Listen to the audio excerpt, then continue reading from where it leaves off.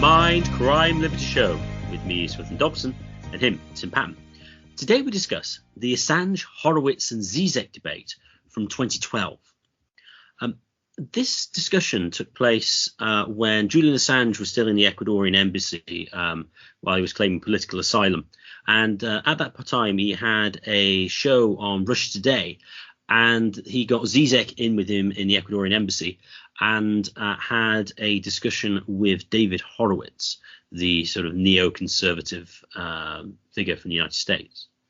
So they touched on some very interesting issues and is very much worth revisiting. Tim. Yeah, all three of the people there, Zizek, Assange, and Horowitz, don't really need introduction. And I think they all performed fairly are on top of their games here.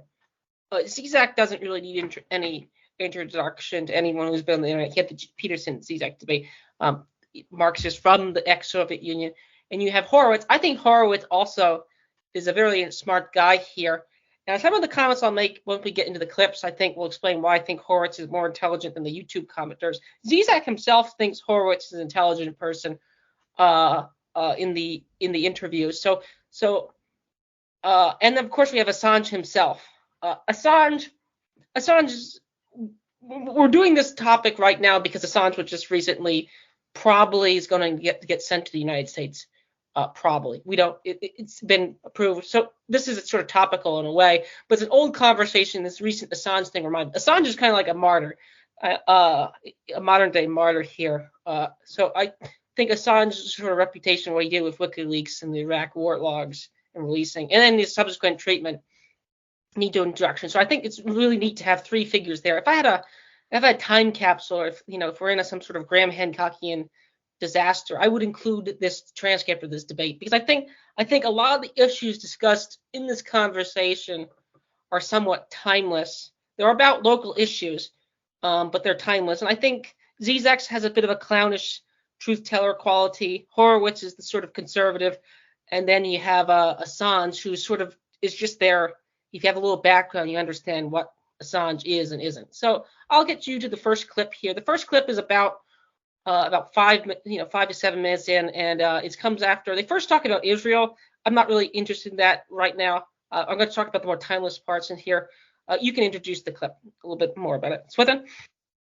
So here, Zizek and Horowitz are discussing the relative merits of the Iraq War. And Horowitz states that the Democrats betrayed George Bush for being for the war, but then campaigning against it. And then we should have stuck it to Iran. But Bush came under such attack from the Democrats. There's never been such a seditious movement by a major American party. They all supported the war, not all of them, but the leadership supported the war. They voted in their majority in the Senate for the war, and then they turned against it, and they lied, saying that Bush lied. Bush couldn't have lied about the intelligence because Kerry and Rockefeller and Feinstein, all the Democrats sat on the intelligence committees.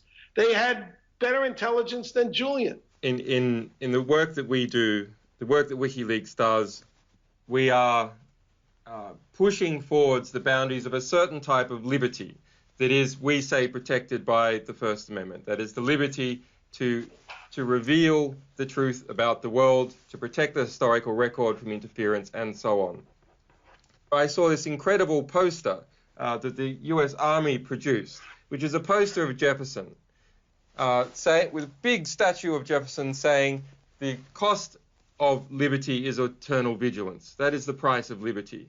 And it had giant interception systems, people with guns, and the Coast Guard, and people looking out over the sea with spy glasses. They had interpreted Jefferson's statement, which was that to stop a strong state, we must be eternally vigilant, into we must have a strong state, an aggressive state, a surveillance state in order to keep liberty. I think it's regrettable that the state is so big, that our defense has to be so big. It's absolutely regrettable, but it's a reality. Alrighty. What Horowitz said here about the Democrats, all Feinstein, Kerry, Biden, etc., doing about face here. They had the intelligence and had the they supported the war in the Senate. In a sort of alternate universe, it's probably likely that Gore, if 9/11 was basically the mainstream, if the mainstream narrative is true and so forth, and various other events, probably many of these things would have happened anyway. It's entirely true. The Democrats are just as pro-war as Republicans. In a later comment, which we might play as well, Zizek entirely agrees with him as well that Julian Assange provides the receipts here that the first 4 days into his administration they authorized a drone site. In the Obama administration, Obama ran on this sort of peace platform. So they all three more or less agree, but they agree for different reasons here. But the first part is the Democrats are full of it with respect to peace here. And actually, one of the reasons why Assange is in the predicament he is now, ironically, or not so ironically, is the Democrats probably sort of betrayed him here in a sense. So it betrayed them if you believe them, if believe their sort of soft marketing message, which hardly anyone does, or hardly anyone intelligent does. Now Horowitz here I like because he's sort of an honest Hobbesian in a way. That's what I like about Horowitz here. He's very explicit out here. And actually, many Democrats are technical liberal Hobbesians in a way. That sounds like a contradiction in terms. But what do you make of that first comment here and my two comments on that, Swithin, and the Zizek there? Swithin? Yes, it does seem that the Democrats are sort of hanging out Assange to dry. They could have easily championed his cause, but given how the Democrats have become much more enamored with the warfare state since Clinton, that's something difficult to do. I mean, as you mentioned, Obama, despite his sort of peace rhetoric, was far from it in the same way that, I don't think Clinton really pushed that as much, but he's sort of very sort of Clinton-esque in his foreign policy. With respect to the Democrats being liberals or Hobbesians, that's certainly true. I mean, what do they want to do? They want to go around the world and make it, essentially the goal of many Democrats, I think, was it Hillary Clinton was interviewed Walter Cronkite, or Kite, I remember his name, I can't remember his surname properly, and who was basically at the UN, and how they just really wanted like a world state to sort everything out, because that'd just be the best way of doing everything. And ideally, the Democrats, with this multilateralism, would ideally want a one world state run by basically the UN on sort of quote unquote liberal values, because this would be the way that we can bring advancements and modern society to the to the world. With respect to Hobbes, Horowitz mentioned this sort of Hobbesian remark. I mean,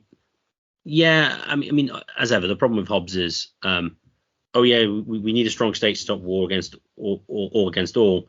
But then the question is, well, what stops the state from exploiting everybody who's left, who's not the state?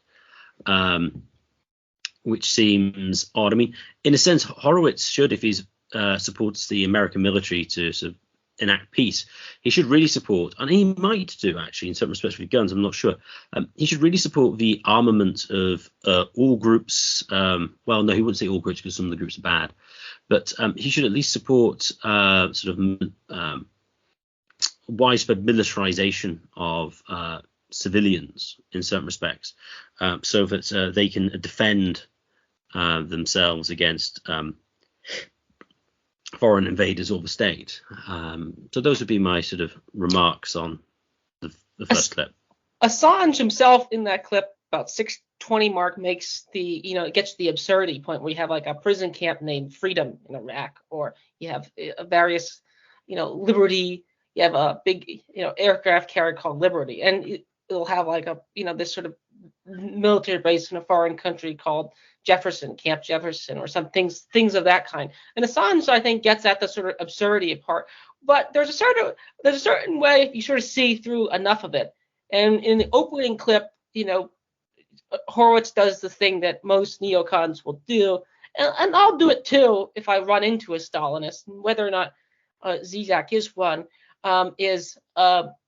they'll say that, for all the talk of liberty, the Stalinists are just as bad in that regard, with respect to those type of sort of factual liberty issues here. So I think Assange definitely gets at the absurdity part. Would you agree to that, Swithin?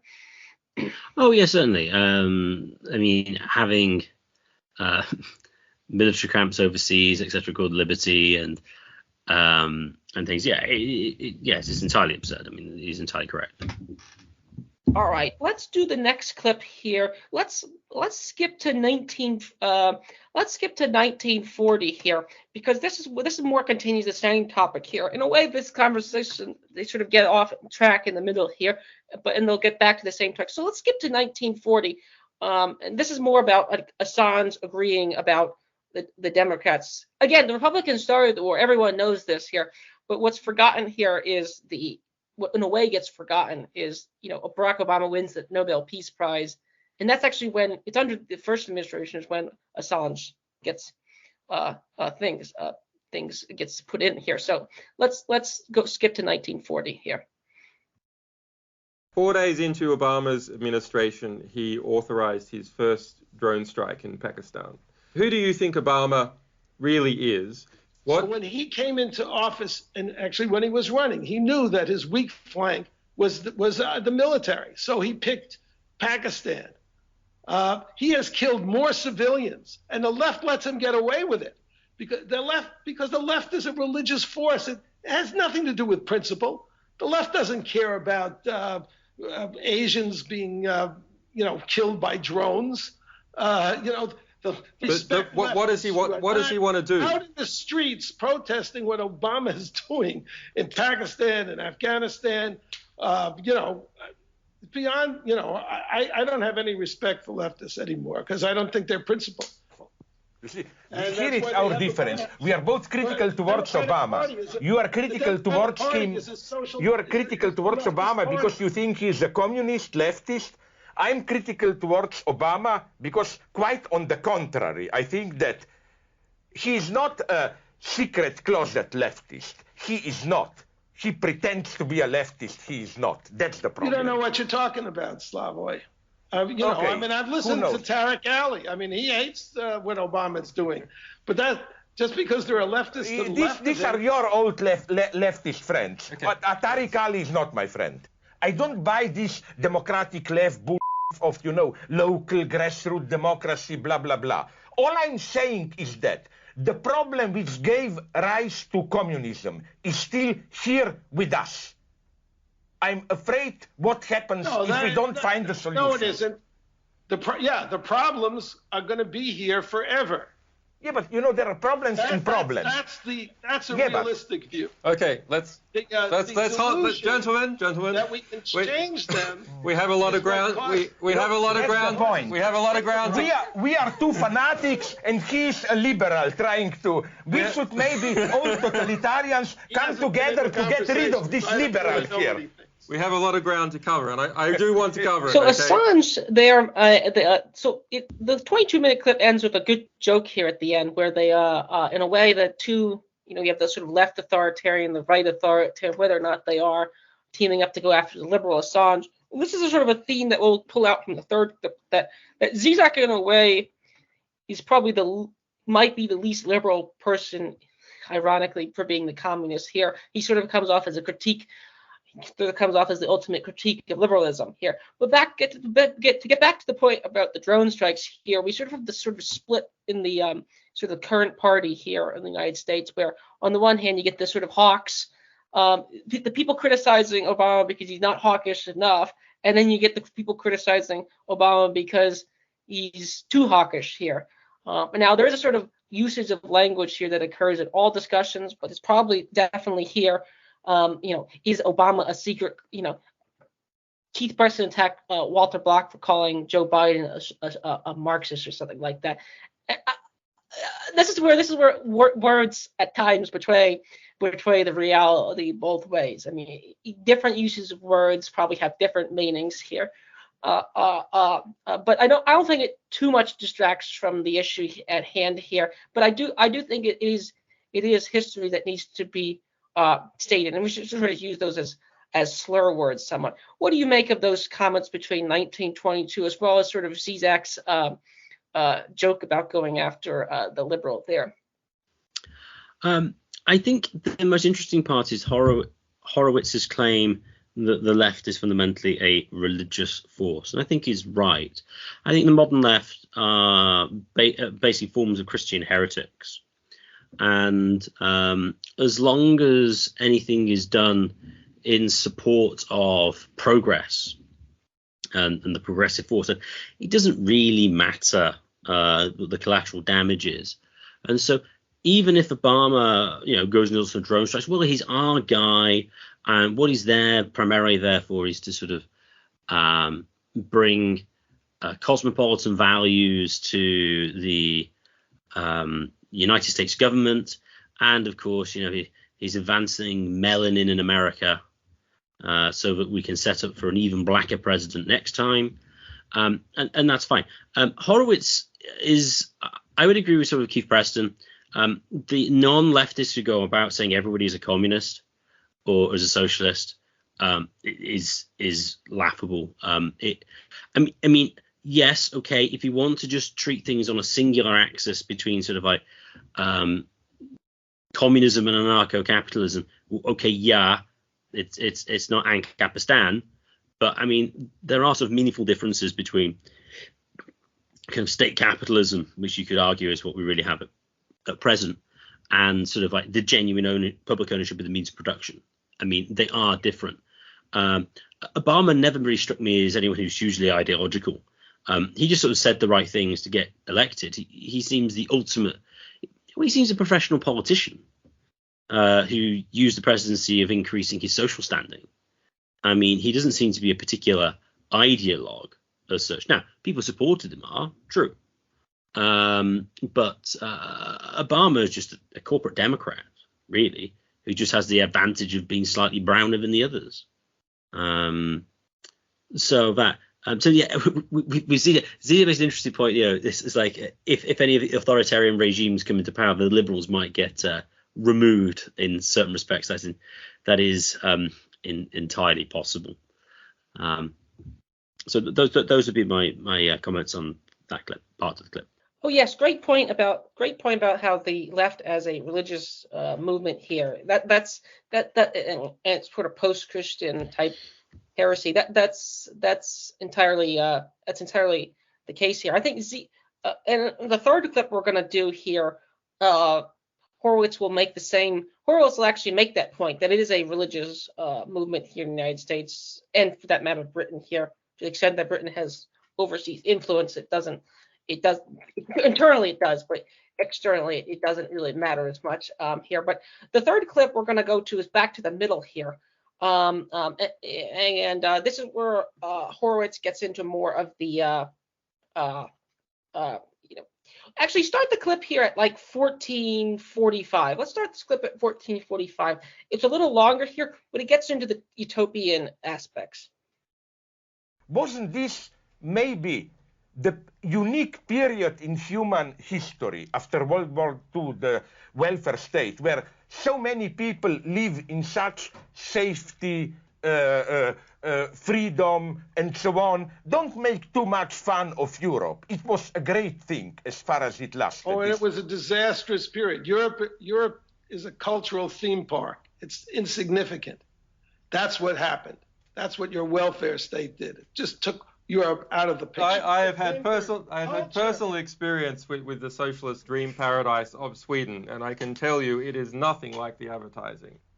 But it wasn't 20, 30 years ago. I still insist on this. Something has broken there. Yeah, the Swedes have no morals.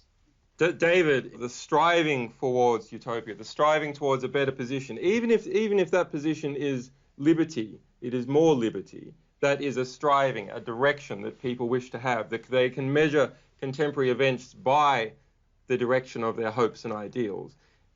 Have we now abandoned that to religion? Because religion is there waiting in the gap to seize utopian visions.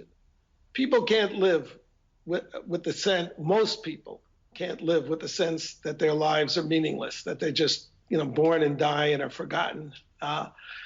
So if you're a religious person, then there's a divinity who's going to sort it out in the afterlife, their redemption in the next life.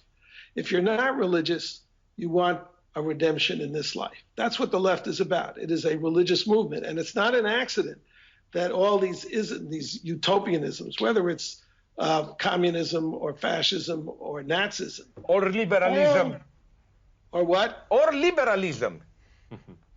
It's also utopia. So I'll start with the first comment he made back at 1445. One of the comments Zizek made is that the welfare state in the sort of post-war period turned large parts of Europe into a cultural theme park. And I think that point is entirely true. It's sort of sad, but in a way, in a certain ethnic way, in certain sort of political way. Now, some of it is the influence, a lot of it's the influence of the United States, but I think that's entirely true. Would you agree with that, Switham? I think that's partially true, although Europe would have not been as a dynamic a force anyway after the Second World War, even if they hadn't had the welfare state. I mean, America, by historical accidents, it would seem, is just completely almost the by far the biggest beneficiary of both the First and Second World War. I mean, Europe just basically killed itself and ran out of money.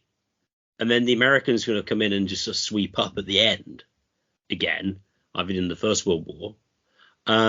So, yeah, I don't think the welfare state was particularly handy for dynamism and development of culture and the economy of Europe.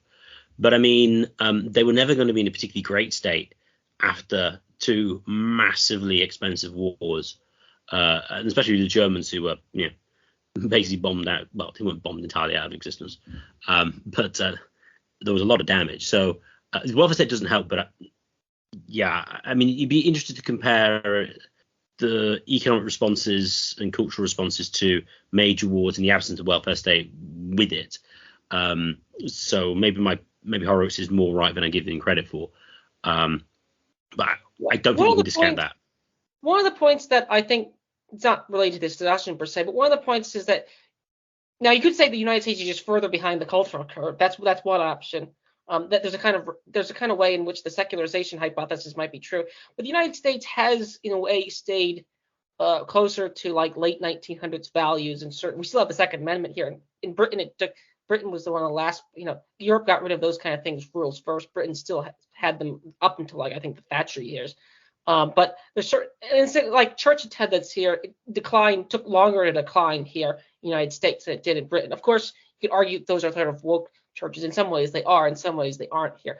But I think this certain aspects of secularization here, and you could sort of point that to the welfare state. I think that might be like the cause that, because like if you have the option of free education, free college, and free, it makes you less.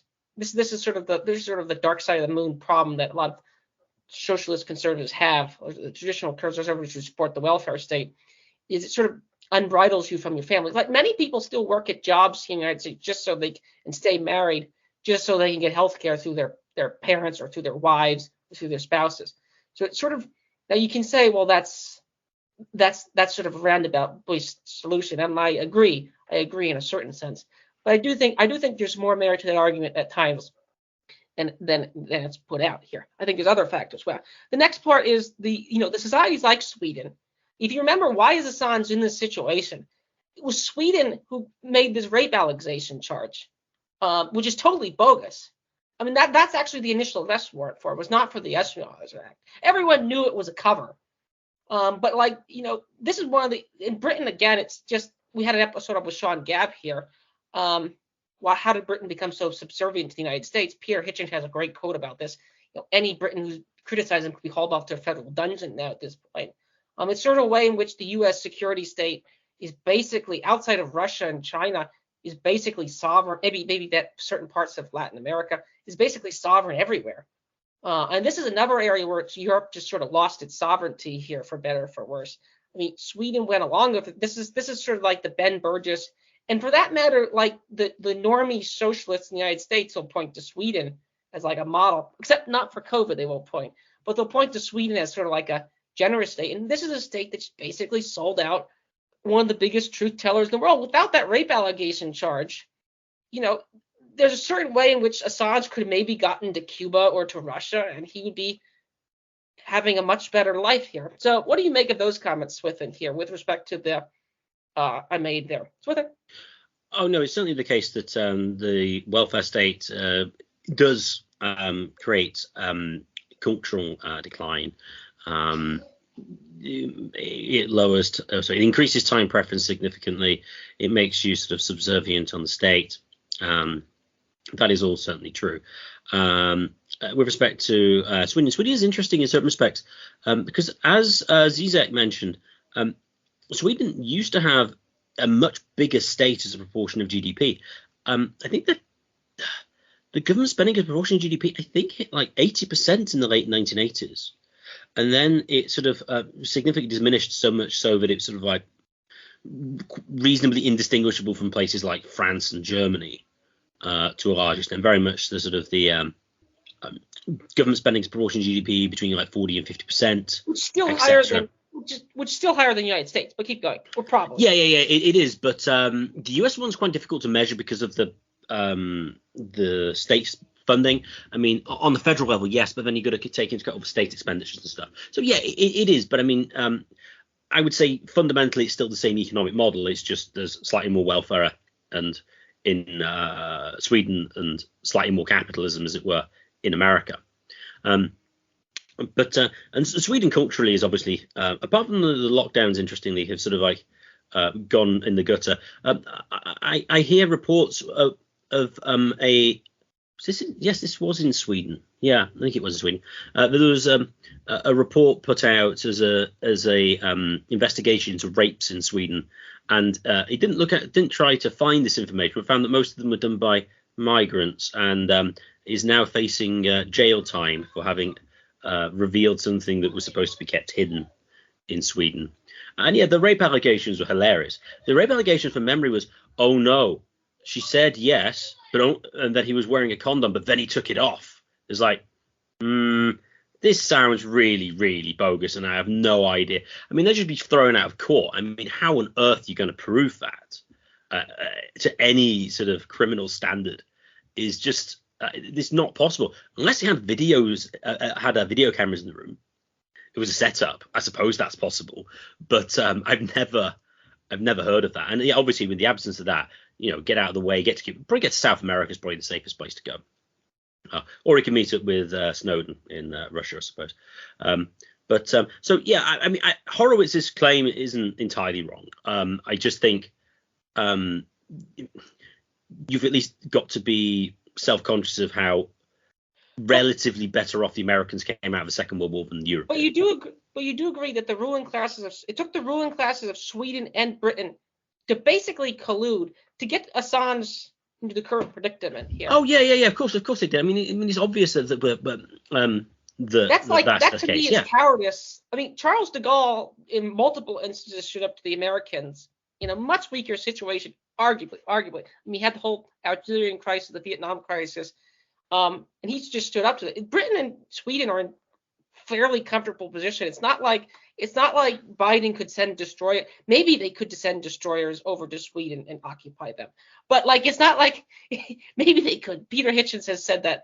Someone once said that they probably could, but I mean, if they said no, we're not exporting him, or no, we're not going along with this plot here, what are they really going to do here? So I think it's a lot of cowardice there, and that to me is the thing, a cultural theme park. That to me is a very vassal-like move. I would think you would agree. Oh yeah, I would. That's entirely true. Where are we on to next? We'll click one more point because he talked about the religious movement. I just want to touch on that again. This is where the paradise comes in. And interestingly, this is what I thought was interesting. And a while back, I sort of missed this point, but actually after lots of reading, and particularly of McIntyre, interestingly enough, I actually agree with Zizek here that liberalism might be the sort of utopia here. And I think it's interesting that Zizek, the communist, is making that and saying that the liberal order is somewhat unstable and utopian here, and sort of poking at the cracks of it, because Assange is doing what a good liberal citizen is doing. He's criticizing his government. He's transparency. He's showing them how this war was done on bogus purposes.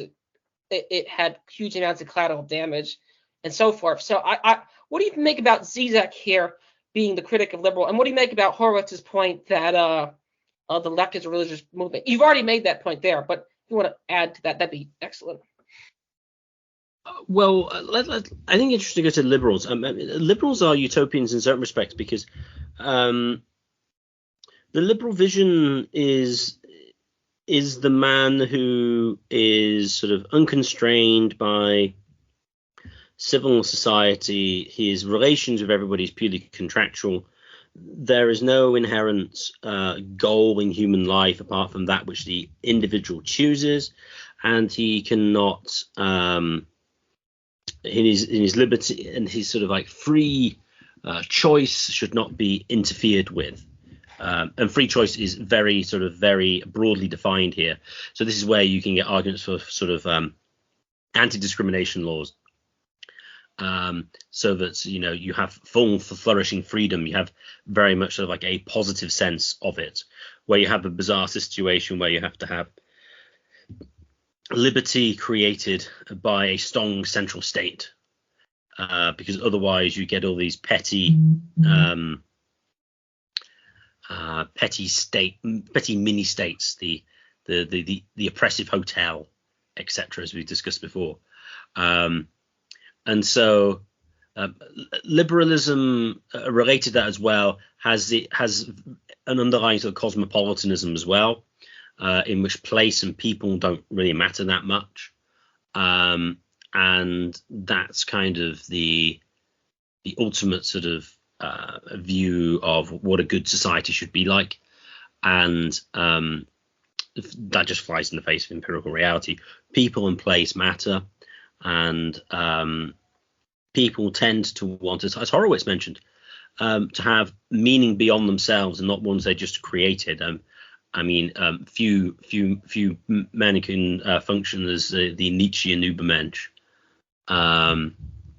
So that I think is interesting with respect to Zizek. And then Horowitz, the particular form of egalitarianism that is propagated by the left, the Democrats, is very much a sort of post-Christian one. You get the idea of Christianity that everyone is equal before God. And in the Roman Empire,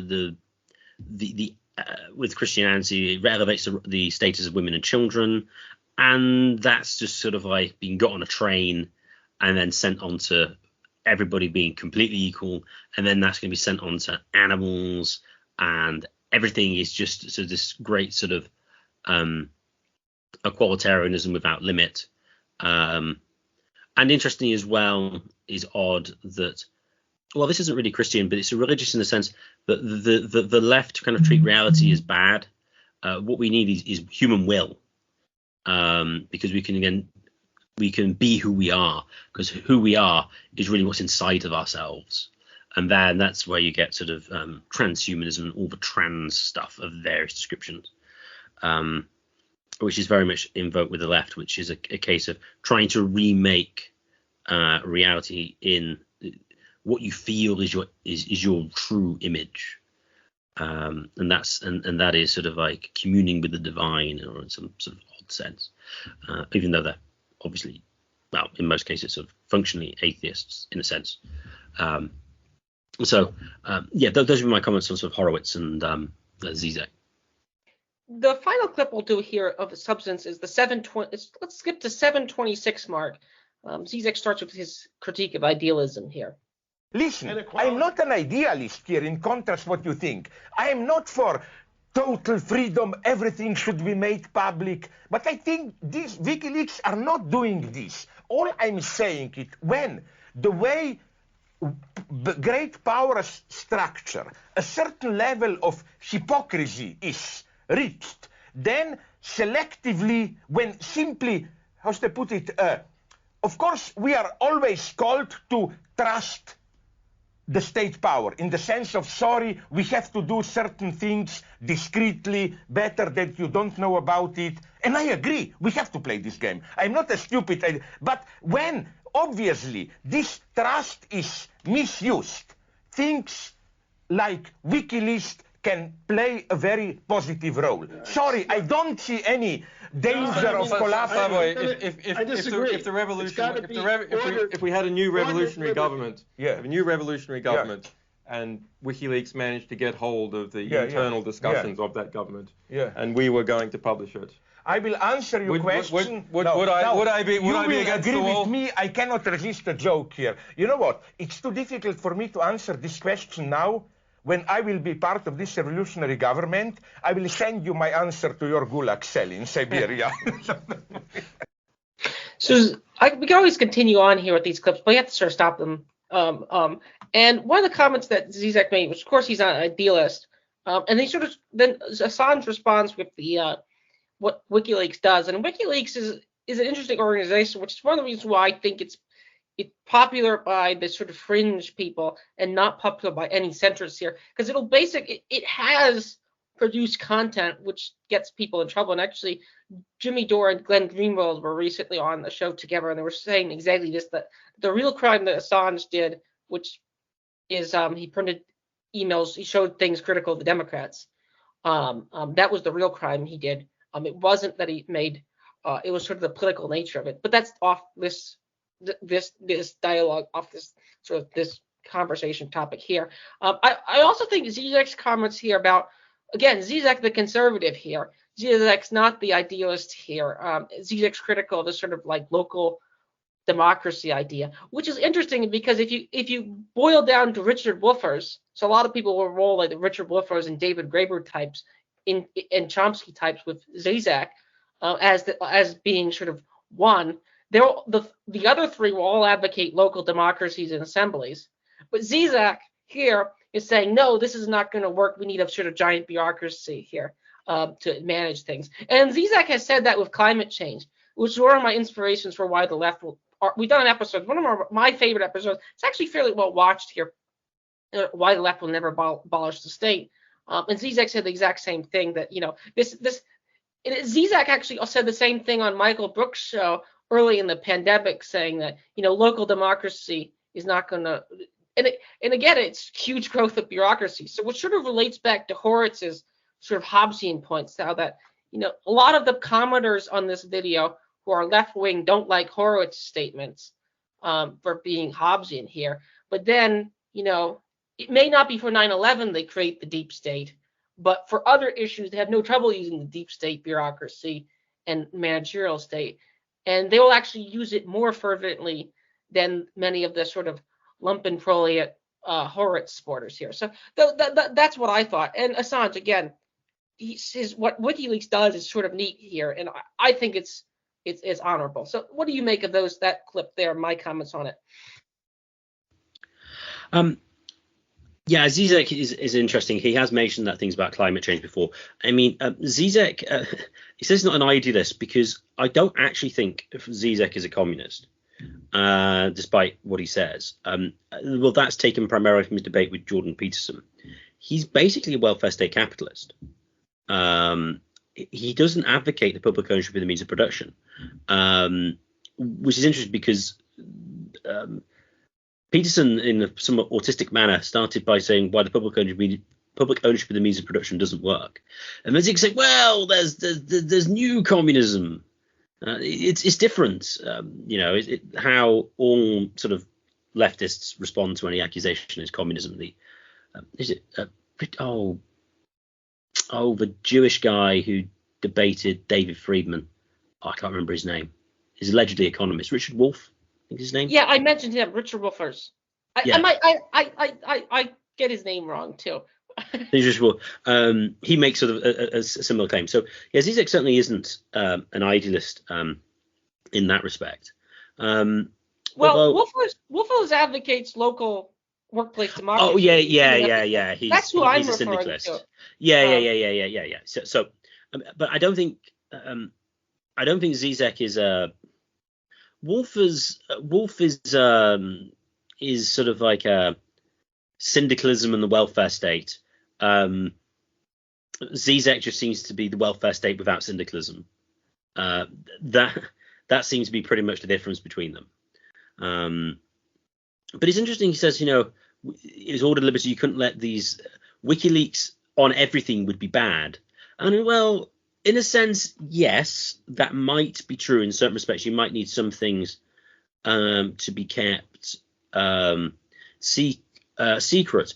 Although in a case whereby you have a decentralized society and there's less sort of central planning, then any sort of information that comes out is going to be relatively less harmful to the functioning of the overall society.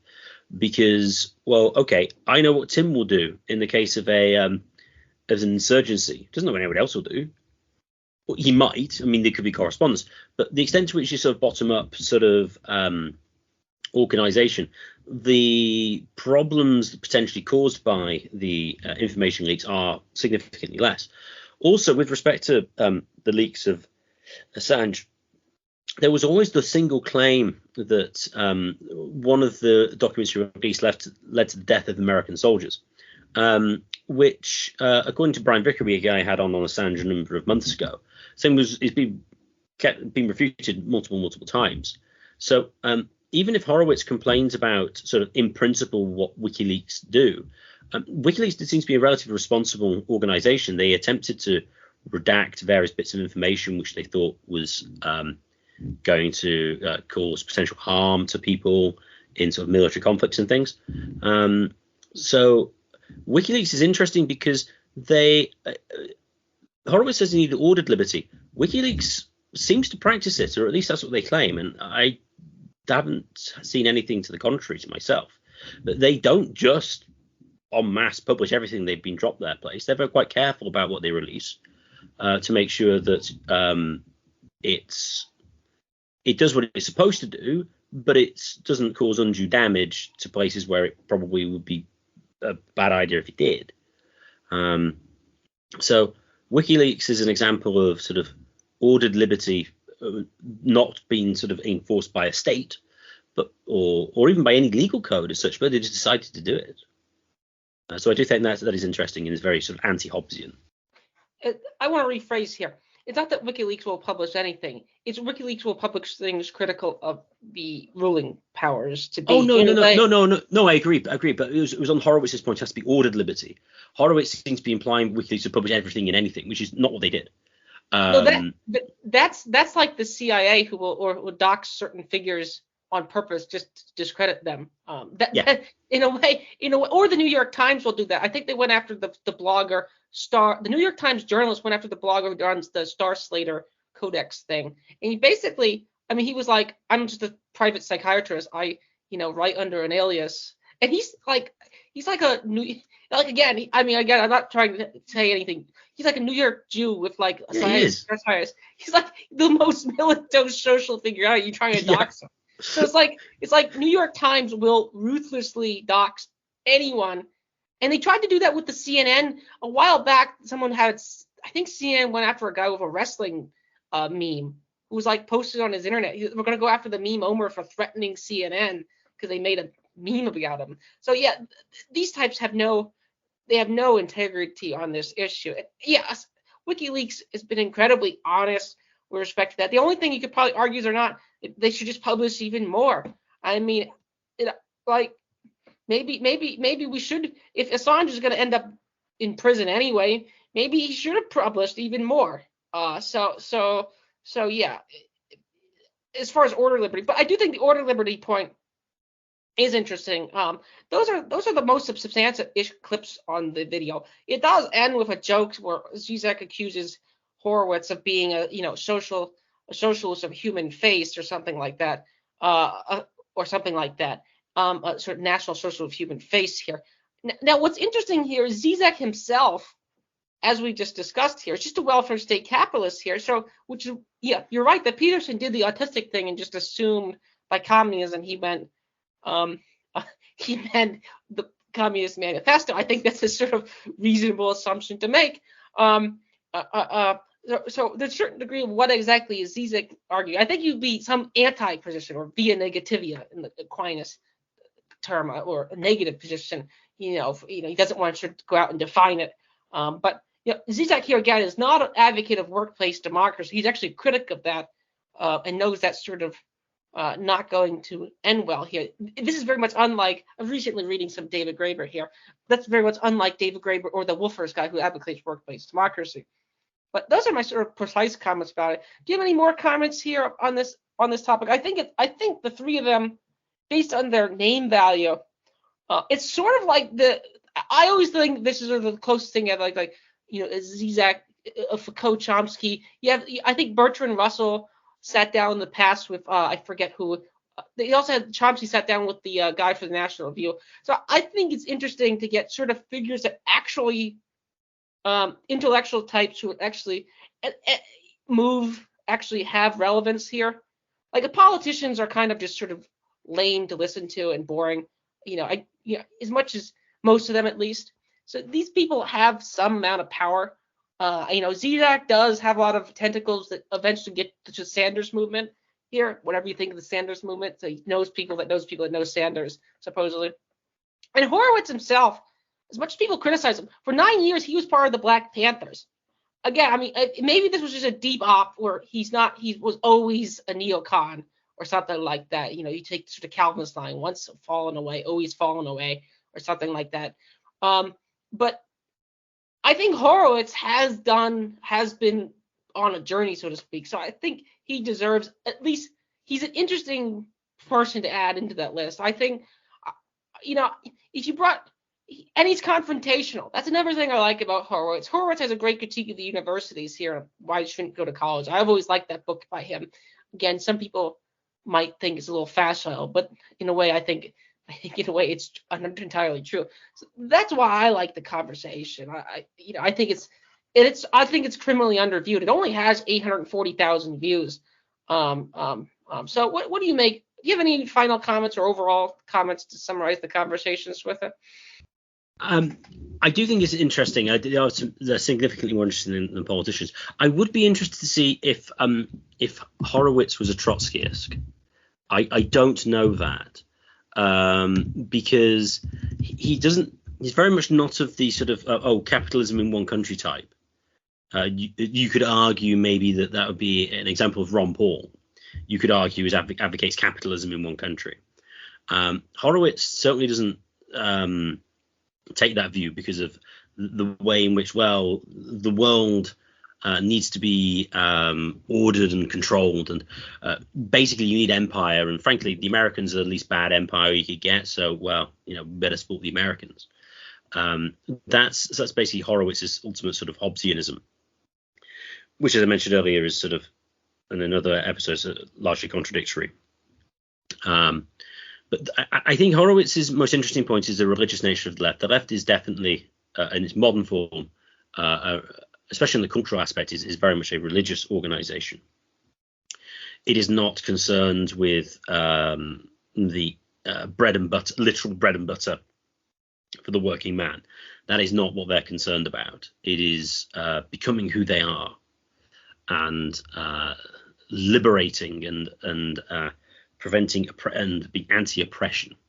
And there's very much sort of like existential questions is what the left is about, and I do think that's interesting. And overall, it's just nice to see Julian Assange given a decent sort of public platform, and he seems an entirely reasonable guy. I mean, you might not agree with him, but he's not an idiot, and he's articulate,